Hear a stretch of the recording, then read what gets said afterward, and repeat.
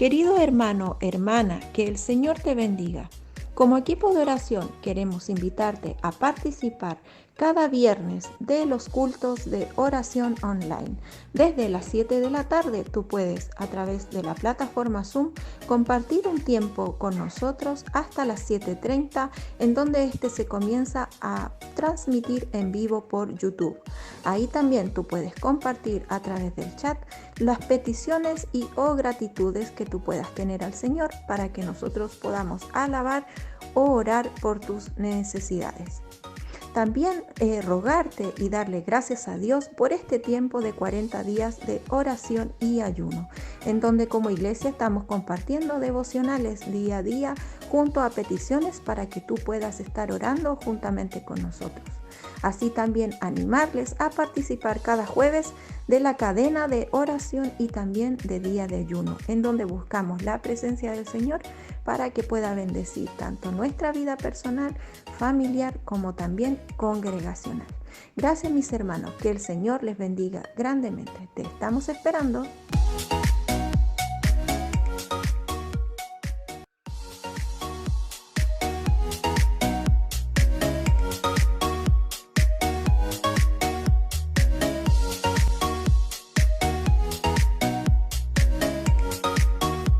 Queridos Alpas, tenemos un nuevo encuentro este sábado 29 de agosto a las 16 horas, donde podremos reír, jugar, alabar juntos y escuchar lo que Jesús tiene para nuestras vidas. No olviden, sábado 29 de agosto a las 16 horas, nuestra conexión a través de Zoom y el enlace por nuestro WhatsApp Alpas. Dios les bendiga, un abrazo grande para cada uno de ustedes.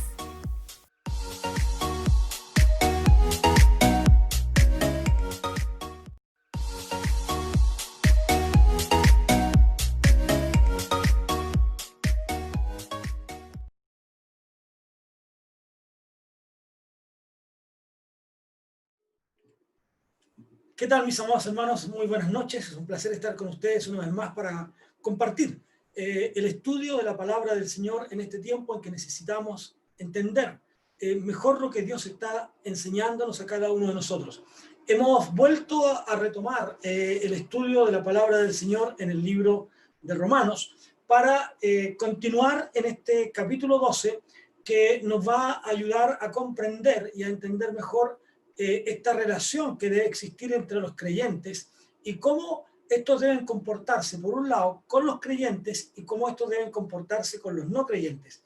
Como dije la vez anterior, el miércoles pasado, en este estudio, Pablo está hablando en este capítulo 12, ya habló, como dije, de lo que significaba salir de la esclavitud del pecado para andar en una nueva vida, ahora con el objetivo de el resultado de eso, cómo debemos actuar, cómo debemos comportarnos en nuestra nueva vida con el Señor. Ya vimos los textos 1 y 2 y comenzamos a ver los versículos 3 al 8 que hablan precisamente con las relaciones dentro del cuerpo de Cristo, es decir, con esta relación que debe mantener el creyente con los demás creyentes, con los demás que son como él. Entonces, después de esta introducción que hace el apóstol Pablo en los textos 1 y 2, nos manda entonces a este hecho del texto 3 en adelante, que como dije el otro día, hace este vínculo, ¿no es cierto?, que nos ayuda a entenderlo mejor cuando él dice, digo pues, en razón de lo que ya dije, en razón de lo que planteé antes, digo pues, entonces lo que dice anteriormente, lo que estoy diciendo, esto está relacionado con eso, está en estrecha relación con lo que ya he mencionado en la parte anterior.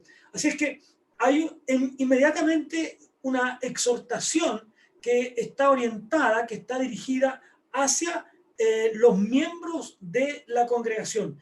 Pablo, al hablar de miembros, al hablar del cuerpo de Cristo, no está hablando de los que cumplen una función determinada solamente, como pastores, como diáconos, como los ministros, etcétera, etcétera, sino que está hablando del cuerpo en general. No está hablando de aquellos que son funcionarios, vamos a llamarles, de la iglesia, sino que está hablando de lo que es todo el cuerpo de Cristo, todos los miembros. Por lo tanto, esa es la idea. Ahora, desde esa perspectiva, entonces, el apóstol Pablo plantea este hecho cuando él dice, digo pues, por la gracia que me es dada, es decir, por la autoridad, como mencioné la semana pasada, por la autoridad que me ha sido dada por Dios. ¿Cuál autoridad? Él hace uso aquí del don de Dios, del llamado de Dios para él en ser un apóstol, llamado, apartado con Dios. Esa autoridad, esa investidura, por decirlo de alguna manera, es lo que hace que Pablo hable a los hermanos, mirándolos a la cara y diciendo, les hablo por el hecho, con esta autoridad, la autoridad que me ha dado Dios en la función que tengo.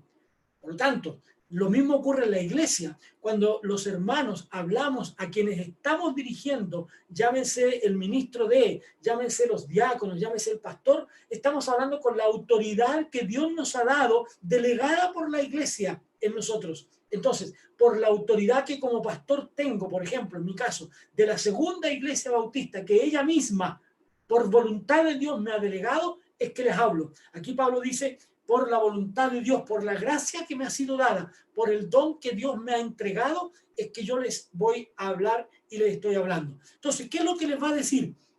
Dice, a cada cual que está entre vosotros que no tenga más alto concepto de sí que el que debe tener. Como mencionábamos la semana pasada, esto no está diciendo, mírese con moderación. Tenga cuidado de cómo piensa de sí. Por un lado, que no vaya al extremo de pensar de sí más allá de lo que es, pero tampoco vaya a más abajo de lo que es. Piense de sí con moderación, con cordura, de acuerdo a lo que es, de acuerdo al rango que tiene. Es decir, si yo soy un ministro en un área determinada de la iglesia, hablo en mi calidad de ministro, no como pastor o no como diácono, tengo que verme a mí mismo con el don que Dios me ha dado, en el lugar que Dios me ha puesto. La Biblia, Dios habla hoy, y la NBI dice con buen juicio, ¿ya? Con buen juicio, así dice la Biblia también latinoamericana, o la Biblia de las Américas, buen juicio, si tenga una buena perspectiva de sí mismo.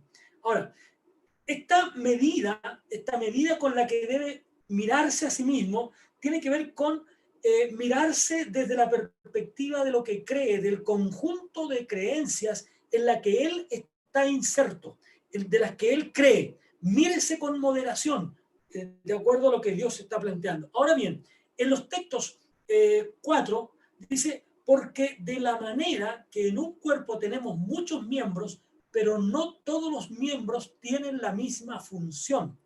Tenemos muchos miembros, pero no todos los miembros tienen la misma función. Aquí está hablando del cuerpo, porque de la manera que en un cuerpo... Ahora, la pregunta que nos debe caer aquí, cuando hablamos de un cuerpo, ¿no es cierto?, que en este caso es la iglesia, y que Cristo es la cabeza, la pregunta que tenemos que hacernos es, ¿qué es más importante? ¿Dónde está el énfasis? ¿Qué es más importante, la iglesia como cuerpo o Cristo como la cabeza? Entonces, ahora, es por supuesto claro que el énfasis, el sentido, está puesto desde dos perspectivas. Por un lado, está puesta en este hecho también de que hay diversidad en un cuerpo, hay diversidad de funciones diferentes, somos todos distintos, actuamos diferente en la iglesia, tenemos funciones diferentes.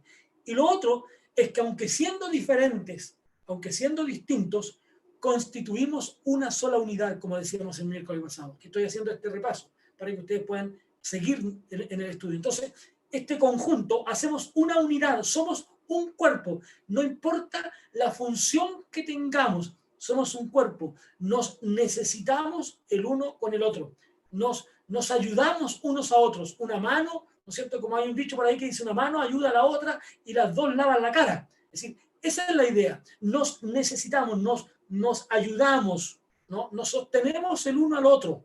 No somos independientes, somos una unidad.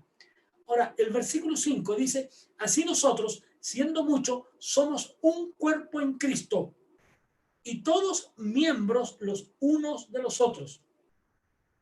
Fíjese que en este sentido, esta es la primera vez que el apóstol Pablo va a tocar aquí el tema de el sentido específico de tener habilidades concedidas por el Espíritu Santo. ¿Ya? Habilidades concedidas por el Espíritu Santo, ¿no? Entonces, tenemos esta indicación, nos necesitamos, pero ahora en el texto 6, él habla acerca de estas habilidades que tenemos dentro del cuerpo ahora espiritual. Primero hace esta referencia, ¿no es cierto?, hablando del cuerpo, para decirnos ahora en lo espiritual, de la misma forma, siendo un cuerpo, nosotros el cuerpo de Cristo, la iglesia, tenemos dentro de ella habilidades espirituales distintas unos de otros. Y ahí es donde tenemos que mirar cómo vamos a ayudarnos, a colaborarnos, cómo ha de ser este comportamiento dentro de la vida de cada creyente. Entonces, Pablo hace este hecho aquí en este texto 6, cuando dice, de la manera que teniendo diferentes dones, según la gracia que nos ha sido dada, diferentes dones. Ahora, aquí tenemos que entender que don va desde la perspectiva del regalo de Dios. El don no es un logro. No es porque yo llevo años en la iglesia es que tengo que hacer tal cosa. No porque tengo 10, 15, 20 años en la iglesia o 30, yo debo ser pastor o yo debo ser diácono o yo debo ser ministro. Los dones no son un logro como resultado de la experiencia o del trabajo en la iglesia. El don tiene que ver con el llamado de Dios a una tarea especial. Entonces, no tiene que ver con el hecho de que nosotros seamos llamados a una función, sino que tiene que ver con la tarea a la cual nosotros hemos sido llamados como cuerpo de Cristo y como miembros de ese cuerpo. Dios nos ha dado una tarea especial. Entonces, ahora, esto nosotros lo encontramos en el capítulo 1, el texto 11, por ejemplo, del mismo Romano, y quiero que lo miremos aquí para que podamos también comprenderlo. Dice lo siguiente: porque deseo verlos para comunicarles algún don espiritual, a fin de que seáis confirmados. Pablo lo que está diciendo, un don espiritual, es decir, es esa capacidad que entrega el Espíritu Santo, que ha dado conforme Él quiere, a quien quiere y el que Él quiere. Entendamos bien eso. A quien Él quiere, el don que Él quiere. Es decir, usted no elige su don, usted no elige su tarea dentro de la iglesia. Y cuando usted descubre cuál es su tarea dentro de la iglesia, cuando usted descubre cuál es su don dentro de la iglesia, entonces usted debe dedicarse por completo a eso, entendiendo que ha sido el Espíritu de Dios quien lo ha llamado. Y que no es un llamado humano, sino que es el Espíritu del Señor el que le ha dado aquella habilidad. Entonces, para funcionar, el apóstol Pablo diría a los hermanos de Éfeso que los dones son para la perfección de los santos. Quiero leerles también la palabra del Señor. Dice que él mismo constituyó a unos apóstoles, a otros profetas, a otros evangelistas, a otros pastores y maestros, a fin de perfeccionar a los santos para la obra del ministerio. Es decir, el don que usted tiene es el trabajo que Dios le ha dado para que, por un lado, sirva para perfeccionar a los santos, para ayudar a los santos en esta relación. ¿Se da cuenta? En esta relación con el otro. Ayudar a los santos, ¿para qué? Para la obra del ministerio. ¿Cuál ministerio? El ministerio de la extensión del reino de los cielos. La función principal de la iglesia no es otra que predicar el evangelio del Señor. La tarea primordial de la iglesia ha de ser alcanzar a otros con el mensaje de salvación, alcanzar a otros con el mensaje de redención, alcanzar a otros con el mensaje eterno de Dios, de que el pecador se convierta a Cristo. Esa es la tarea principal de la iglesia. Y los dones, entonces, nos servirán para que los santos sean perfeccionados para la obra del ministerio y para que además de eso sean edificados, puedan crecer, porque al ser ayudados, al ser perfeccionados, el Espíritu de Dios entonces nos ayudará a crecer como necesitamos. Ahora bien, el texto 7 de este capítulo 12 de Romanos, antes de eso el texto 6 dice que nos ha dado, si el de profecía, ¿no? El de profecía, úsese conforme a la medida de la fe. Aquí el primer don que menciona el apóstol Pablo tiene que ver con el don de la profecía, pero que en realidad la importancia de este don está en la insistencia que Pablo hace a los corintios, por ejemplo, en que este es un don que tiene que ser siendo el don que nosotros debemos buscar con mayor insistencia. Mire, vamos a leer en Corintios, en 1 Corintios capítulo 14, el versículo 1 y luego el 39, dice: seguid el amor y procurad, buscar, pedir, solicitar los dones espirituales, pero por sobre todo que profeticéis. Y el texto 39 del mismo Corintio dice lo siguiente: así que, hermanos, procurad profetizar. Este profetizar no tiene que ver con conocer los eventos del futuro, no tiene que ver con poder ser una especie de medium, no, tiene que ver con el hecho de predicar el evangelio, tal vez el don menos llamativo, ¿no es cierto? Pero Pablo insiste que este es el don que debemos procurar, el de profecía, úsese conforme a la medida de la fe, ¿no?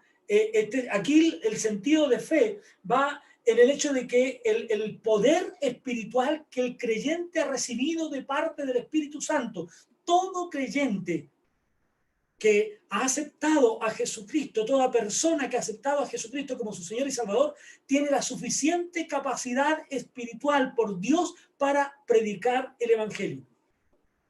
No podemos dejar de decir lo que hemos visto y oído. Y por otro lado, esto mismo tiene que ver con la idea de exhortar, de comunicar un mensaje, ¿no? Comunicar.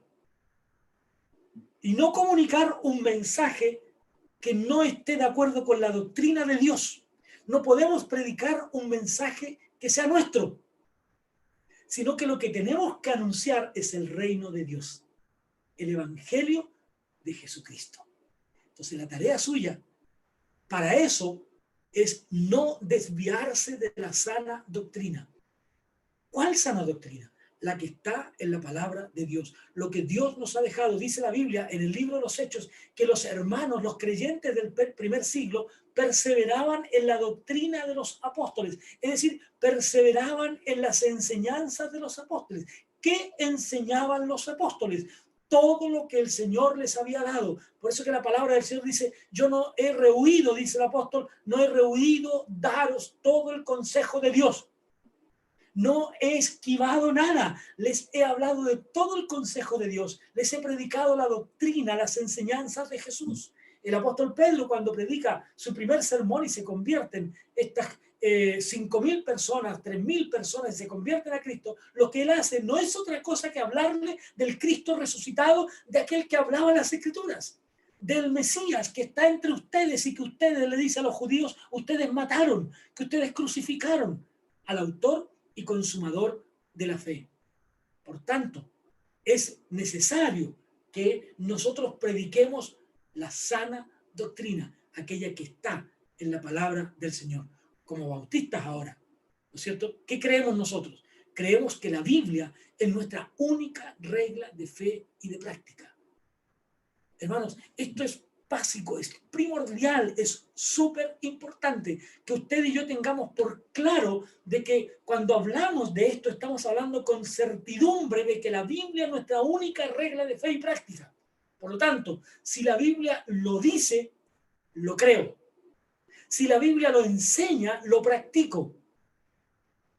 Significa que por eso es importante que nosotros tengamos precaución cuando miramos otras cosas, cuando nos desviamos, cuando la gente se desvía del mensaje del Señor y comienza a predicar sus propias ideas. No son mis ideas, son las ideas de Dios.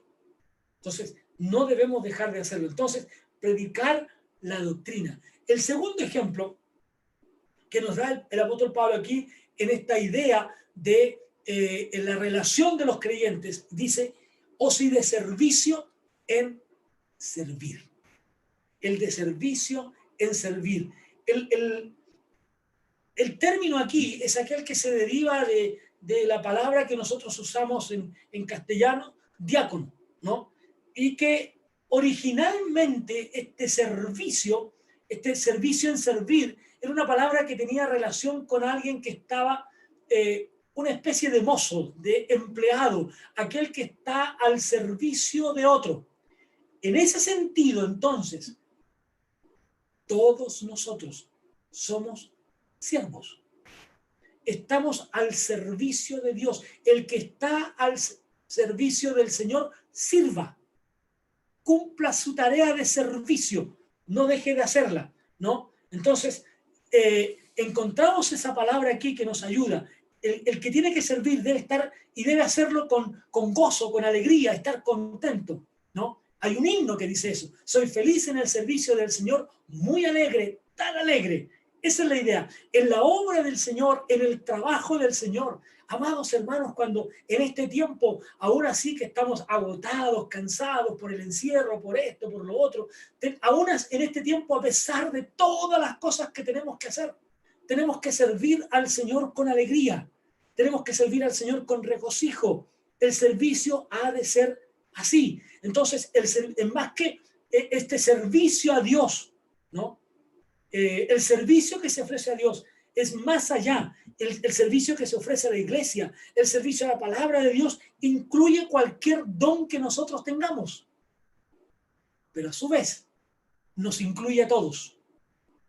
O sea, no solo tengo que entregar un buen servicio con el don que Dios me ha dado, sino además de eso, hacerlo con alegría, con gozo. Usted está aquí en la casa del Señor para servir con alegría. Serviré al Señor, decía una alabanza también. Serviré al Señor, a Jesús. Serviré a Jesús con alegría, con regocijo, con el contentamiento de que el servicio que estamos prestando no es a nadie más que a Cristo, el Señor, el Dios Todopoderoso, que se entregó por nosotros, por amor a nosotros. A Él tenemos que servir. Hacerlo con alegría. Entonces, si nosotros miramos aquí, podemos encontrarnos también con el siguiente don que Pablo está refiriéndose para darnos a nosotros. Y habla del don de la enseñanza, dice, o el que enseña en la enseñanza. Fíjese que refleja un cambio en los ejemplos de esto, el rol de maestro en la iglesia primitiva. En Efesios, el apóstol Pablo, cuando habla acerca de los dones, que algunos han sido llamados a ser apóstoles, profetas, pastores y maestros, porque la tarea del pastor ha de ser la de enseñar, ha de ser la de educar, ha de ser la de capacitar, la de entrenar a los llamados para la obra del ministerio. Tienen que ser entonces capaces de prestar un servicio al Señor. El maestro es aquel que transmite conocimientos, ¿no? Que transmite conocimiento. El que enseña debe transmitir, debe ser capaz de transmitir conocimientos, de transmitir vivencias con la palabra de Dios. No solamente decir la Biblia enseña tal cosa, sino que esta ha sido mi experiencia. Una de las cualidades de los rabinos era el transmitir vivencias, ¿no? Los rabinos de la iglesia, del primer siglo y de la época judía, los rabinos no solo transmitían la Torá, la ley, no solo transmitían lo que debían hacer, sino que transmitían también sus vivencias. Y eso es lo que usted tiene que hacer con las personas cuando usted les transmite el mensaje. No solo debe transmitir lo que dice la Biblia, sino su experiencia. Como cantamos en una alabanza que habla acerca de la evangelización. La prueba yo te doy. Él me ha salvado a mí. Si yo soy una prueba viviente de que el Señor puede salvarnos. El Señor me ha salvado a mí. Por lo tanto, puede también salvarte a ti. Por eso que, aunque un poco despectivo lo que ocurría hace unas varias y cuantas décadas ya, ¿no es cierto?, con esta mirada despectiva hacia los evangélicos, principalmente hacia los hermanos pentecostales, en este predicar por las calles, ¿no es cierto? Cuando ellos llegaban a una esquina y simplemente se paraban allí y decían, mire, ¿sabe? Yo era un hombre que era borracho, que era bebedor, yo maltrataba a mi familia, yo hacía esto, yo era un mal funcionario, un mal trabajador, el Señor me sacó de ahí y ahora soy una persona nueva. ¿Qué estaba diciendo ese hermano? Ese hermano estaba diciendo, yo soy la prueba de que Dios puede cambiar tu vida, porque así como tú eres hoy día un bebedor, un alcohólico, un delincuente, el Señor me cambió a mí. La prueba yo te doy. Él me ha cambiado a mí. Entonces, el maestro es aquel que no solo transmite conocimientos, transmite vivencias, transmite su experiencia, pero una experiencia de vida con la palabra de Dios. Por eso es que el maestro ha de ser alguien que busca día tras día en la palabra de Dios el consejo de Dios para su propia vida, para luego entonces transmitirlo a todos los demás. Pero no solo conocimiento, el maestro tiene que transmitir también experiencia. Ahora dice el versículo 8, dice un término que abarca más allá también, ¿no es cierto? Dice, el que exhorta en la exhortación. Ahora, el término abarca algunos sentidos más grandes, ¿no? Que pueden ser y que pueden aplicarse aquí. Tiene que ver con animar, con consolar, animar. El que exhorta, no es el que reta a alguien, ¿no es cierto? A veces las personas confunden este término con el llamado a atención. Mira, tú no tienes que hacer esto y te exhorto a que esto y lo otro. No, es el llamado a, ¿no? El llamado a animar, a consolar. Hermano, el Señor te acompañe. Estás viviendo esta experiencia difícil, pero el Señor está contigo. Él te va a ayudar, Él te va a fortalecer, Él te va a sacar de la dificultad en la que tú estás viviendo. El Señor tiene el poder para hacerlo. Entrégate en las manos del Señor. Hermano, anímate. No estás solo. El Señor tiene para ti a tu iglesia, tiene para ti a tus hermanos. El Señor te va a ayudar a través de tu iglesia. Anímate, hermano. No estás solo, estás con tus hermanos y por sobre todas las cosas estás con el Señor. Entonces, cuando la Biblia nos habla, por ejemplo, de Esteban, ¿no es cierto? O, perdón, de Bernabé, a este que le cambiaron el nombre, este que se llamaba José, ¿no? Bernabé, al que los apóstoles dieron el nombre de José, que significaba también, ¿no es cierto?, hijo de consolación, ¿no? Que era Bernabé, el hijo de consolación. Es decir, era alguien que estaba siempre ayudando a otros, siempre consolando, siempre animando. Y eso hizo incluso con el apóstol Pablo. Cuando querían matarlo, cuando no querían escucharlo, cuando no querían recibirlo, cuando no le creían que realmente él se había convertido al evangelio, cuando no creían que realmente Saulo de Tarso ahora era un cristiano. Entonces Bernabé se coloca en el medio y habla en favor de Saulo de Tarso. Pero además de eso, es alguien que consuela, es alguien que anima. Y tal vez Pablo estaba ya un poco desanimado y los hermanos también, pero él les dice, no, acéptenlo. Este ha sido llamado por el Señor, este ha sido apartado por el Señor, este es aquel a quien el Señor llamó para llevar el evangelio a lugares que nosotros no podemos llegar. Entonces, eso es exhortar. Exhortar no tiene que ver con llamar la atención y retar a alguien, tiene que ver con acompañarlo, tiene que ver con ayudarlo. ¿Y qué importante es eso? ¿Cómo faltan en las iglesias hermanos que acompañen? ¿Cómo faltan en las iglesias hermanos que tengan este don de exhortar? Hermanos que puedan estar al lado de aquel que sufre y que puedan animarlo y que puedan decirle, hermano, estamos contigo. Hermano, entendemos lo que estás sufriendo. A alguien que se le ha muerto un familiar, un ser querido, tiene que haber alguien allí que lo consuele, que lo abrace, que le haga sentir el calor de un hermano y la presencia del Señor en su vida. Necesitamos en las iglesias hermanos que exhorten a otros. Luego añade el apóstol Pablo, el que reparte, ¿no? Hágalo con liberalidad, ¿no? Algunos creen que este texto y en esta parte el apóstol Pablo estaría refiriéndose principalmente a los que distribuyen la ofrenda, los que reciben la ofrenda y son los encargados de distribuirlas, aquellas ofrendas que iban en ayuda a los necesitados. La mayor parte de las iglesias evangélicas reciben lo que nosotros conocemos en nuestra congregación como las primicias, ¿no? Que cuando el primer domingo de cada mes, cuando nos reuníamos en el templo, no es en este tiempo de pandemia, pero cuando nos reuníamos en el templo, ¿qué es lo que hacíamos? Traíamos una vez al mes alimentos, ¿para qué? Para juntarlos todos en una canasta, ¿no es cierto? Y a decir del hermano encargado, de repente habían hasta 70 kilos de cosas que reuníamos. ¿Para qué? Para ayudar a las familias necesitadas. El que reparte, hágalo con tranquilidad, hágalo con liberalidad. No todos tienen el don de Dios de repartir con liberalidad, ¿no? Hoy día, como dije, nosotros en estas iglesias virtuales que estamos teniendo en este tiempo de pandemia, no recibimos alimentos, pero usted puede enviar, así como deposita su diezmo, usted puede depositar una ofrenda, que es el equivalente a lo mejor a lo que usted gastaba o invertía en comprar alimentos. Envíelo al tesorero y hágale una nota y diga, hermano, esto es para las primicias.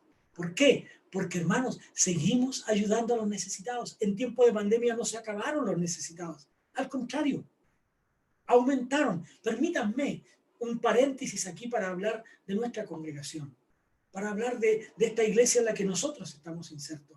La iglesia está sirviendo al prójimo, primero a los hermanos de la iglesia, en ayudarlos, ya sea con alimentos, ya sea con ayudarlos a pagar el arriendo, en algunos casos completo, en otros una ayuda, ¿no? Hace unos días un hermano decía, mire, yo no concibo, no puedo estar de acuerdo con que un hermano de mi iglesia duerma en la calle.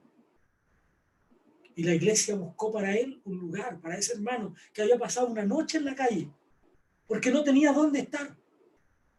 Buscó la posibilidad de arrendar una pieza donde él pueda estar y de brindarle los elementos necesarios para que él pudiera tener una cama, pudiera tener los elementos básicos para estar.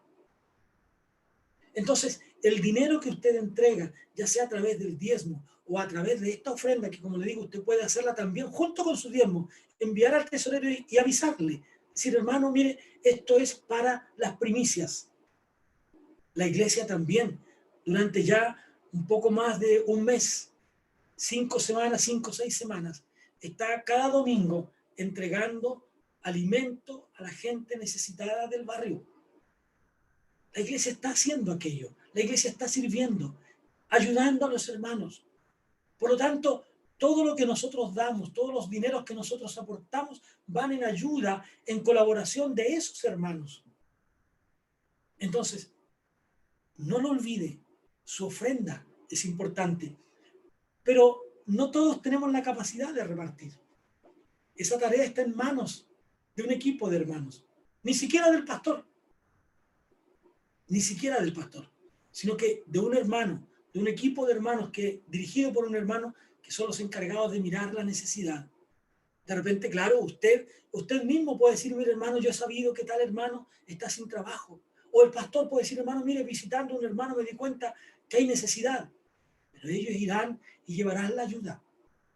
Ayudemos a los necesitados. El que reparte con liberalidad. Cierro el paréntesis y seguimos con nuestro estudio. La iglesia puede ayudar, la iglesia puede socorrer. En la NBI dice, la iglesia tiene esta función, el que reparte con liberalidad, socorrer a los necesitados. ¿Cuántos necesitados hay en nuestra iglesia? ¿Cuántos hermanos? Ayudemos. Y aún a los que no lo son. Aún a los que no lo son. Los alimentos, como les decía, llegan a todos los que lo necesitan. Luego dice, también habla de dirigir, ¿no? Con liberalidad. Luego dice, el que preside con solicitud. No todos tenemos o tienen la capacidad de dirigir. ¿Cómo usar estos dones en cada caso y de manera apropiada? Dice, entre ellos dirigir La NBI traduce y dice, entre ellos dirigir.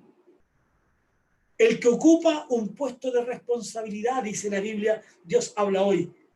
El encargado, dice la Nueva Versión Española. Pero me gusta lo que dice el Dios habla hoy. El que ocupa un puesto de responsabilidad, el que está al frente, el que dirige, hágalo con solicitud, hágalo con responsabilidad. Tenemos en la iglesia nuestra ministros, hermanos encargados, ¿no? Bajo esta sigla que tenemos que pescar: proclamación, enseñanza, servicio, comunión, adoración, restauración. Cada hermano en cada área de la iglesia debe hacerlo con solicitud, pensando que su trabajo es para el Señor. Y luego, lo siguiente que me gusta mucho, dice, el que hace misericordia. Es decir, el que ha de mostrar compasión. Fíjese que en Marcos dice la Biblia que el Señor Jesús tuvo compasión de la gente por los caminos donde andaba, porque estaban desorientados, como ovejas que no tenían pastor. Y Él tuvo compasión de ellos. Él se dolió con la situación de ellos. El que ayuda a la necesidad debe abarcar todo tipo de ayuda en cualquier área de la vida de las personas. El que hace misericordia. Somos llamados a actuar con misericordia, a hacer las cosas de la manera en que nosotros sabemos y podemos hacerla. Dios nos llama a servir con misericordia, a mirar al otro como alguien que necesita, porque hoy es el otro, pero mañana puedo ser yo, mañana puede ser usted, y es necesario que a usted le miren con misericordia, con solicitud. Ahora bien, y luego los textos 9 al 21, el apóstol Pablo nos habla de esta relación con los demás, relacionarse con otros, ¿no? En los textos 3 al 8 hablaba de la relación con los del cuerpo de Cristo. Ahora nos va a hablar acerca de cómo relacionarnos con los no creyentes, ¿no? Con los que tienen que ver desde otra perspectiva. Y ahí está entonces la actitud. Primero vamos a ver la actitud del creyente hacia otros, pero también la actitud de los creyentes con los no creyentes. Y mire lo que dice en los textos 9. El amor sea sin fingimiento. Aborreced lo malo, seguid lo bueno. Amaos los unos a los otros con amor fraternal, en cuanto a honra, prefiriéndoos los unos a otros. La característica especial del creyente, el amor sea sin fingimiento. Qué maravilloso, ¿no? Esto es más que una afirmación. En el original, más que el amor sea sin fingimiento como un ruego, esto es una afirmación. Así tiene que ser. No debemos fingir amor, debemos amar.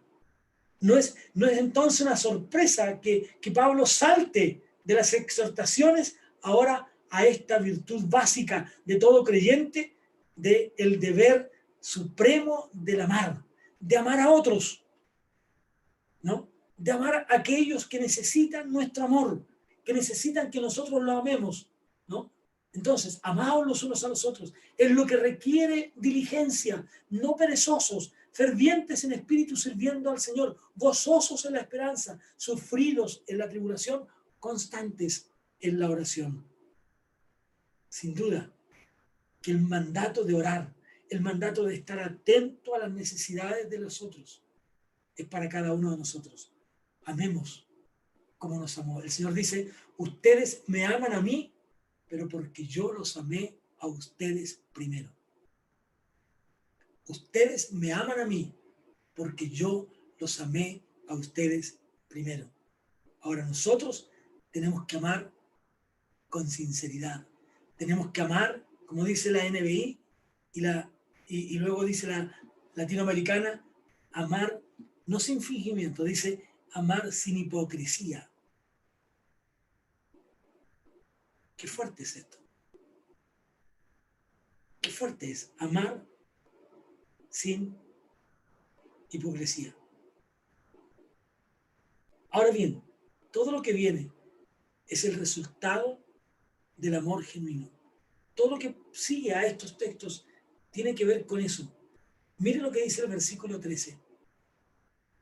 Compartiendo para las necesidades de los santos, practicando la hospitalidad.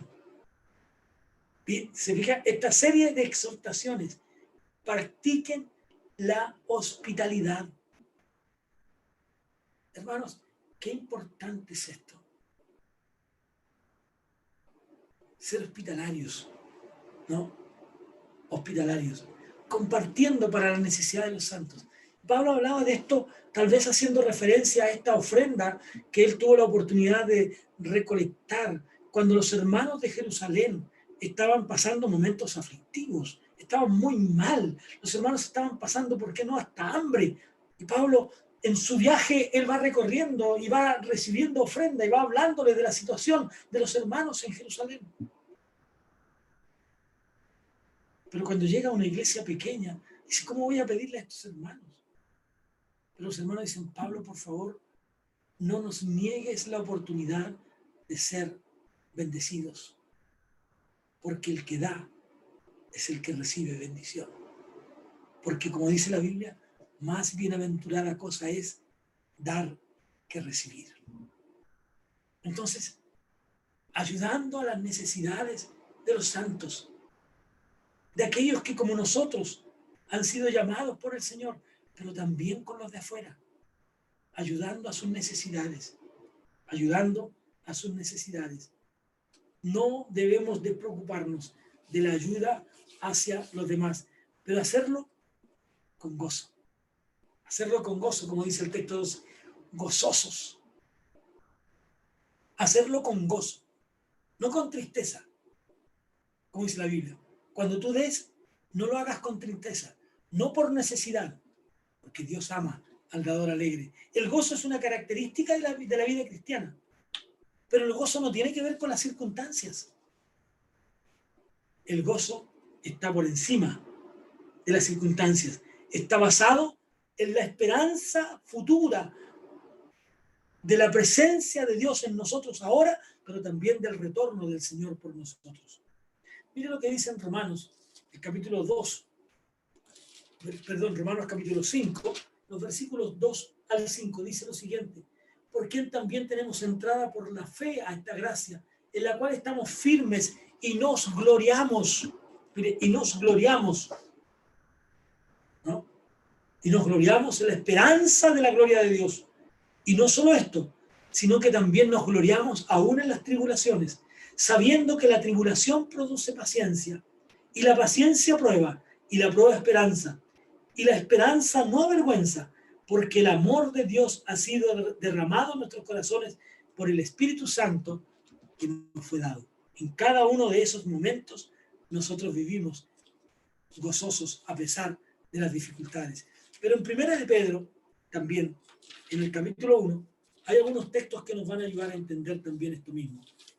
Dice lo siguiente, en Primera de Pedro 1, dice: bendito sea el Dios y Padre de nuestro Señor Jesucristo, que según su gran misericordia nos hizo renacer para una esperanza viva por la resurrección de Jesucristo de los muertos, para una herencia incorruptible, incontaminada, inmarcesible, reservada en los cielos para vosotros, que sois guardados. Y sigue el apóstol, ¿no? Obteniendo el fin de vuestra fe. ¿Cuál es el fin? La salvación de vuestras almas. Entonces, sirvamos con gozo al Señor. Cuando sirvamos, hagámoslo con gozo. Cuando ayudemos a otro, hagámoslo con alegría, hagámoslo con regocijo. Sirvamos al Señor con gozo, compartiendo para la necesidad de los santos. Luego vuelve a añadir el apóstol en el versículo 15: gozaos con los que se gozan y llorad con los que lloran.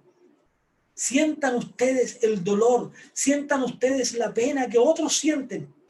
Lloren con el que llora, con aquel que está al lado de ustedes, con ese vecino que está pasando una prueba. Vaya y consuélelo. Vaya, ayúdelo. Esa es una actitud cristiana.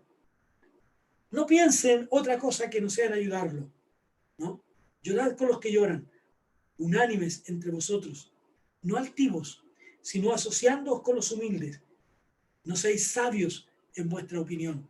Y luego en el versículo 17 dice, no paguéis a nadie mal por mal. Procurad lo bueno delante de todos los hombres. Si es posible, en cuanto dependa de vosotros, estad en paz con todos los hombres. Fíjese, este llamado que Dios nos hace a nosotros. No os venguéis vosotros mismos. No. Dejad lugar a la ira de Dios. No paguéis a nadie mal por mal. No. Al que te dañó, ámalo, abrázalo. Si te pide una ayuda, dásela. Esta es la actitud del cristiano. Esta debe ser la actitud de aquel que ha sido salvo por la sangre preciosa de Jesús. No os vengáis vosotros mismos, porque escrito está, mía es la venganza, dice el Señor. Yo pagaré todo. Así que, por lo que les he dicho antes, ¿no? En resumen, dice el apóstol Pablo. Así que, si tu enemigo tuviera hambre, dale de comer. Si tuviere sed, dale de beber. Pues haciendo esto, ascuas de fuego amontonarás sobre su cabeza. No seas vencido de lo malo, sino vence con el bien el mal. La actitud del cristiano ha de ser la de buscar siempre la manera de ayudar a otros. Porque de esa manera los otros verán a Cristo en usted, verán a Cristo en nosotros. Y al ver a Cristo, ellos querrán también venir en busca de ese Dios que a través suyo está siendo de bendición para su vida. No se vengue usted. Deje lugar a la ira del Señor. Deje lugar al pago que Dios va a hacer. Simplemente, al que tenga hambre, dele de comer. Al que tiene sed, dele de beber. Y que no seas, finalmente, en este texto, no seas vencido de lo malo, sino vence con el bien al mal. No te dejes vencer por el pecado. No te dejes de vencer por la maldad de los demás. Simplemente tú vence con el bien al mal. Esta ha de ser la actitud del creyente. Esta ha de ser la actitud del Hijo de Dios. Esta ha de ser la actitud de aquel que es salvo por la sangre de Jesús. Entonces el apóstol Pablo está llamando a los romanos, está llamando a los cristianos que tenían a una nación que los subyugaba, a una nación que los oprimía, ¿no? A una nación que los maltrataba. Y es más aún, cuando comencemos la próxima semana a mirar el capítulo 13, Pablo dice, sométanse a toda persona, sométase a las autoridades superiores. Qué difícil era eso. No está hablando a una nación libre, no está hablando a un pueblo judío libre, está hablando a un pueblo subyugado, a un pueblo opresor que ponía cargas sobre los romanos y mayormente sobre los judíos. Sin embargo, Pablo dice, no sean vencidos por el mal, venzan el mal con el bien. Hermanos, este es un llamado para nosotros como creyentes. Debemos comportarnos como salvos. Debemos comportarnos habiendo salido del pecado, habiendo dejado la antigua manera de vivir, habiendo dejado la vieja vida, ahora resucitados con Cristo en una nueva vida, tenemos que vivir de acuerdo a como Él espera que usted y yo vivamos. Sometámonos al Señor y hagamos bien a todo aquel que necesita de nosotros y de cada uno de nosotros. Vamos a orar al Señor. Vamos a rogar a Dios por los enfermos, por aquellos que han estado esta semana. Gracias a Dios porque ya nuestra hermana Teresa Iturra, ¿no es cierto? Ya fue operada, salió de todo eso, gracias al Señor. Pero hay que seguir orando a Dios para que Dios continúe en su recuperación. Y esa pierna, esa cadera, sea restaurada para la gloria de Dios. Y así por otros que están también en enfermedad. Oremos al Señor para que Dios los restaure. Padre nuestro, en el nombre de Jesús, queremos darte gracias con tu palabra, porque aquí tú nos colocas, Señor, frente a la disyuntiva de cumplir tu mandato, de comportarnos como hijos tuyos y de hacer, Señor, que nuestra vida sea una vida que a ti te agrade. Padre, te bendecimos, te adoramos, te alabamos y te damos a ti toda la honra, toda la gloria.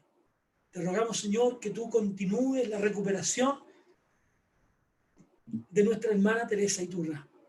Señor, por favor, haz que esos huesos puedan soltar.